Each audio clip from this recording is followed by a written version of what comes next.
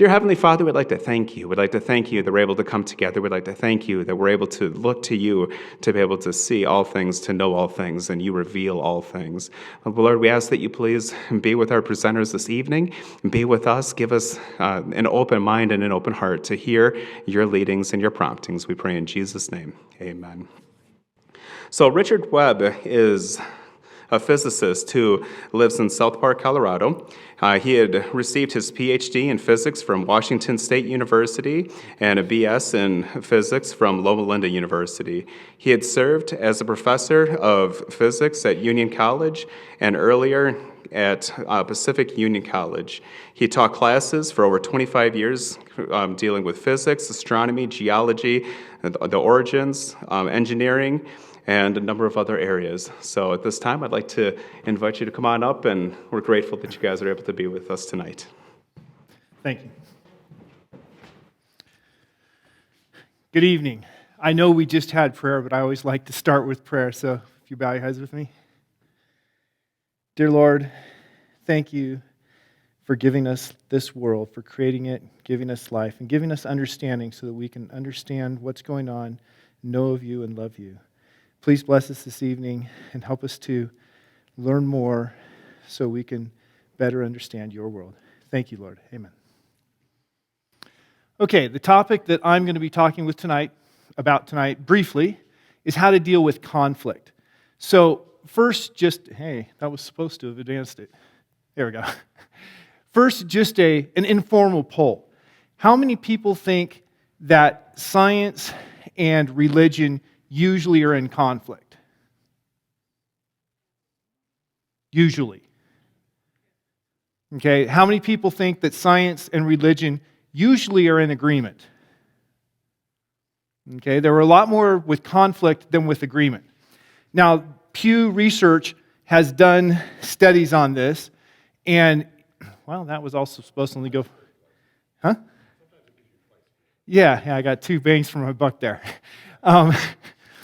In 2015, they polled people and they found that 59% of Americans, now we had the majority of the group here said that religion and science are usually in conflict. So that's kind of an agreement here. 59% of American adults said that usually science and religion are in conflict. And only 38% said that they were usually in agreement. Now, they actually broke that down further and they studied, do you go to church? And for people who went to church at least once a week, about 50% of them said that they're usually in conflict still. People who rarely or never went to church, it was over 70% said that they are usually in conflict. So there's obviously a strong disagreement with our premise for this weekend series out there, because we do believe that science supports creation, that they are usually in agreement here. Something that was interesting from that study, I'm turning this way because I can't see clearly enough to read that one very well. That's why I'm supposed to use bigger fonts. Only 30% of U.S. adults said their personal religious beliefs conflicted with science. Now, of course, if you're an atheist, your personal religious beliefs aren't going to conflict because you don't believe religious beliefs. But it was an interesting thing to me. Now, one last thing about this Pew Research. They did the same survey 5 years earlier, and that time it was 55% said that there was usually conflict.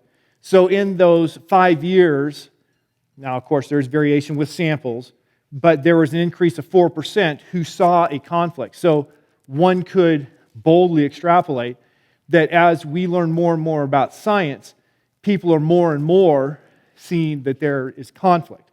And so, or perceiving, I should say, that there's conflict.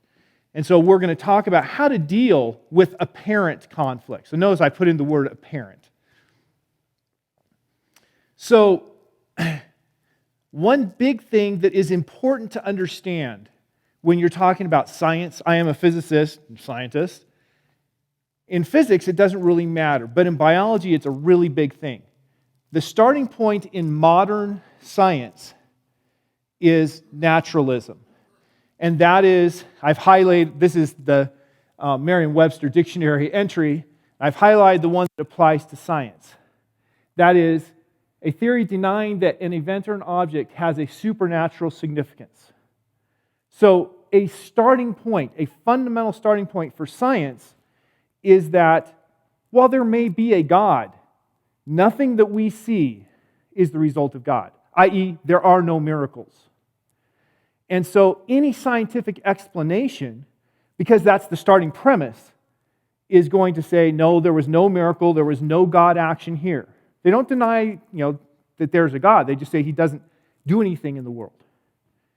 And so I believe there's a God. And I believe He is active in my life and in the world. And so my worldview is different than that worldview.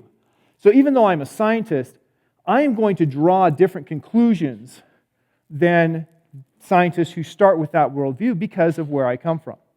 And I should say, when I started my graduate school, my mom was a little perplexed, because, aren't you studying things that are going to be telling you that there is no God?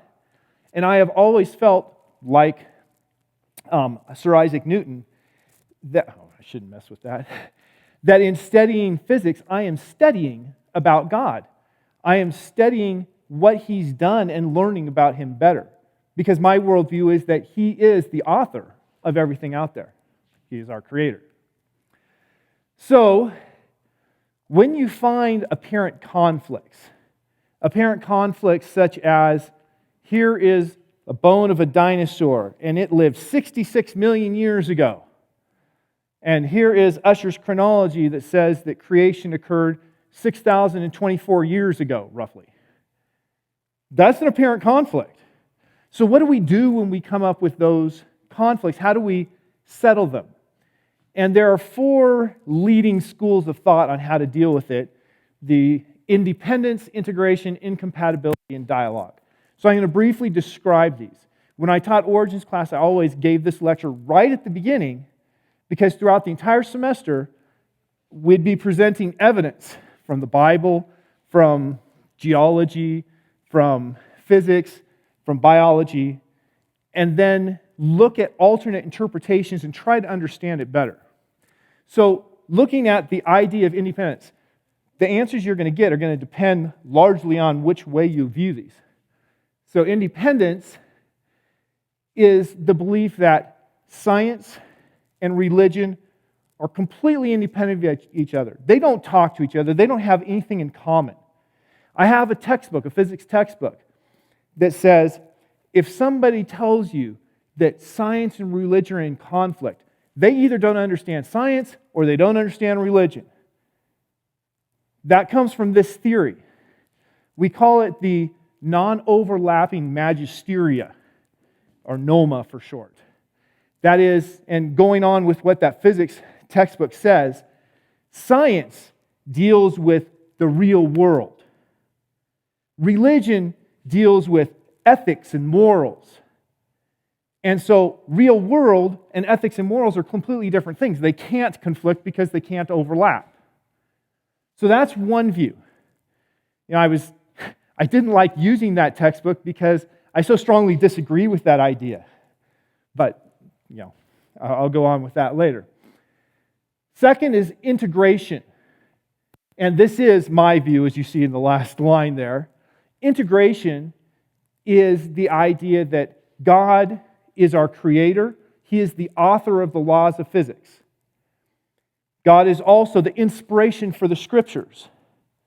And so these are, God's 2 books. We often talk about nature as God's second book. And so correctly understood, the 2 have to agree. And so any apparent conflict, remember I put that word apparent in, is because we either have a misunderstanding of the nature or we have a misunderstanding of the scriptures. It could be either one.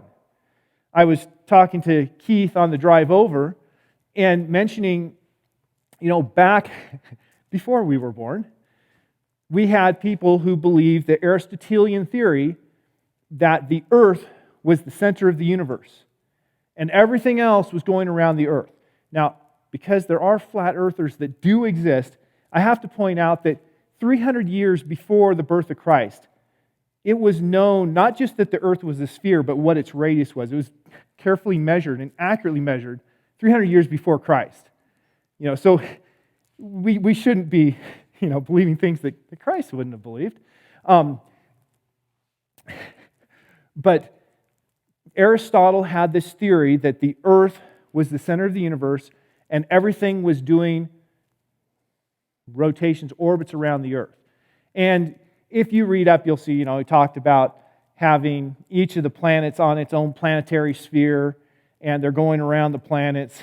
And music of the spheres, we have a song that talks about the music of the spheres.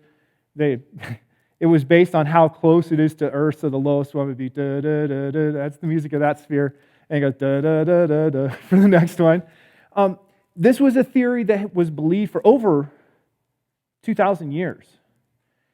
And the Catholic Church latched onto this scientific theory, saying that, well, this makes perfect sense because where is Sheol? According to Jewish understanding, Sheol is, the pit of the earth.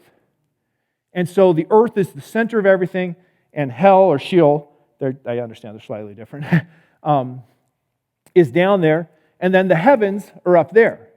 And Aristotelian thought said that everything out there was perfect. And that worked perfectly with the Catholic Church. That's where the heavens are. Heaven is perfect. And so when people like Galileo Galilei or Nikolai Copernicus come along and they're talking about the theory that the earth is not the center of the universe, but at that point people would start suggesting the sun was the center of the universe, the Catholic Church was highly opposed to that. Highly opposed to that because it was not in agreement with their theological view of Sheol being the center of the earth and then perfection out there as you got away from the earth. Nowadays, what do you all believe? Did you say geocentrism? Okay, helio, good. Yes, the sun is the center of the solar system, not of the universe anymore, but the solar system. Astronomy has gone from the earth being the most important thing that everything revolves around to us just being an average planet orbiting an average star that's out there in space. And none of us probably have ever stopped to say, wait, that disagrees with my interpretation of the Bible. We would probably all agree that the old interpretation of where heaven is and where Sheol is was an incorrect interpretation. So that's an example where Scripture has been interpreted, we would now say, wrongly, and we now have a better understanding. Now, of course, with science is built on being wrong and then being less wrong. The whole process of the scientific discovery is you look at something interesting and you say, wow, based on what I understand, maybe it's caused by this. And then you test and see if it's caused by that. That is, you have predictions and you test, does this violate my prediction or does it agree? If it agrees, you start developing confidence. If it disagrees, you say, okay, I was wrong. But now I know something different and I can come to a better guess. And so in science, we start with a hypothesis, that's an educated guess. And after we test it a lot, we get a theory. A theory doesn't mean it's right. It means it's what we currently believe is right. And that theory will be improved as we do more experience. By improved, we mean we disprove it and we come up with something that's better. And so the whole process of science is correcting your mistakes, with the theory being that you are asymptotically approaching what's actual. So that maybe someday, well, when we get to heaven, we'll truly understand nature. So, I know I talked about this a lot, but it's the one I believe. I believe that they should agree, and if they don't, we need to steady our interpretation of both the Scripture and the science to try to find agreement. Now, incompatibility. This is a theory that's a little stronger anti-religion than the independence. Incompatibility is you can't believe in science and religion. It's got to be one or the other because they disagree fundamentally. And that's that's not one of your common theories anymore. Although you take somebody like Richard Dawkins, he believes that religion is bad for humanity, evil, bad, and completely incompatible with the logical and true science. And finally, we have dialogue. Dialogue is that religion and science both can inform our understanding. Sometimes they'll disagree, sometimes they'll agree, but if we pay attention to both, then we can understand the world better. So those are the four fundamental ways that we can deal with conflict. And where you end up in your process depends on how you view these. And of course, there's also, incompatibility. I view that as antagonistic toward religion. Ones like Noma, the non-overlapping magisteria, to me, that's taking away from God's being the author of everything. So I see very clearly that we really should be in the integration camp. But of course, every person needs to decide for themselves. Like I told my students, at the beginning of Origins class, I'm not here to indoctrinate you into Seventh-day Adventist belief. I'm here to help you learn, and so you can interpret and understand better for yourself. Because if you just hold Pastor Nate's beliefs and you say, well, Pastor Nate said it, so it's got to be true, it's probably not going to be the best for your growth as a Christian. It's going to go forward eventually. There we go.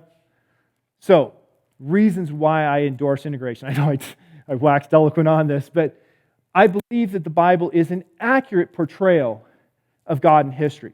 Now, is the Bible 100% accurate in every detail? Pastor Nate says yes. I look at things like the demoniacs. How many demoniacs was it, Gessene or something like that? And depending on where you read, it's one or two. There's something that we can pick out that isn't in agreement there. Is it important? No, it's not important. I think it's fundamentally accurate portrayal, and there might be some little details that are different that are unimportant. And so, since I believe in the accuracy of the Bible, of course, I'm going to believe that if I understand it correctly, it's going to accurately describe the world around me. I got 3 for the price of 1 there.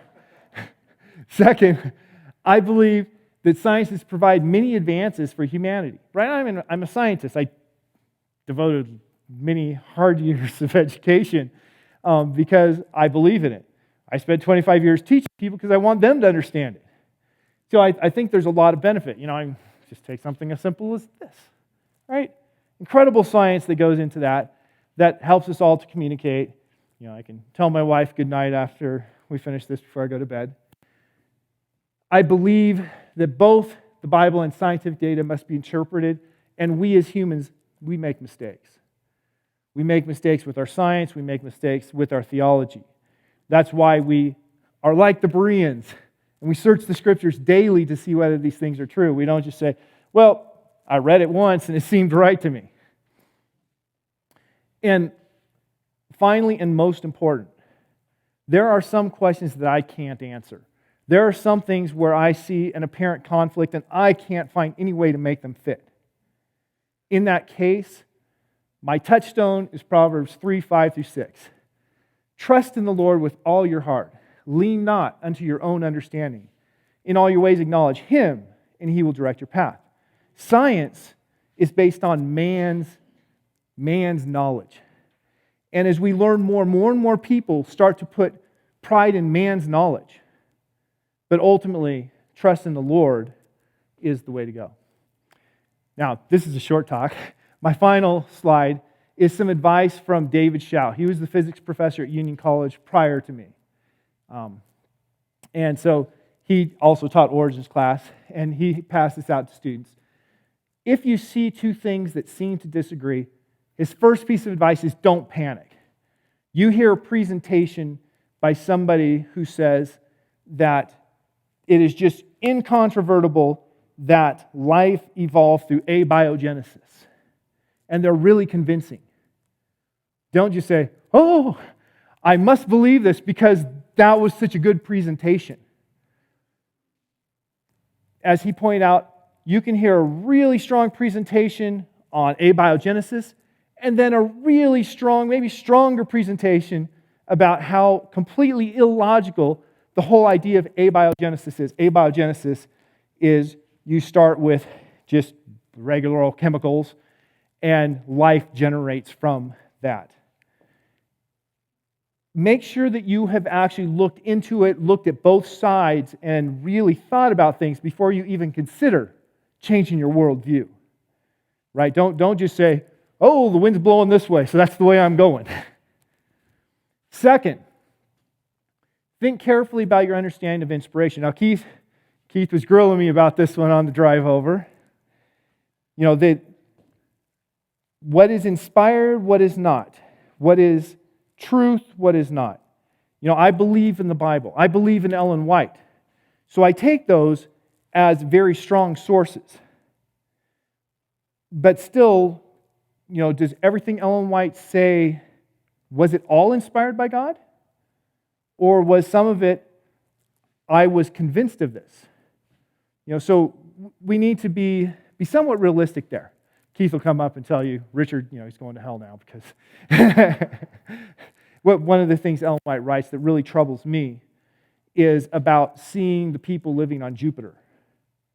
And, we now understand Jupiter is a gas giant. There's nowhere to stand or, Actually, it wasn't Ellen White that said Bates. I think it was...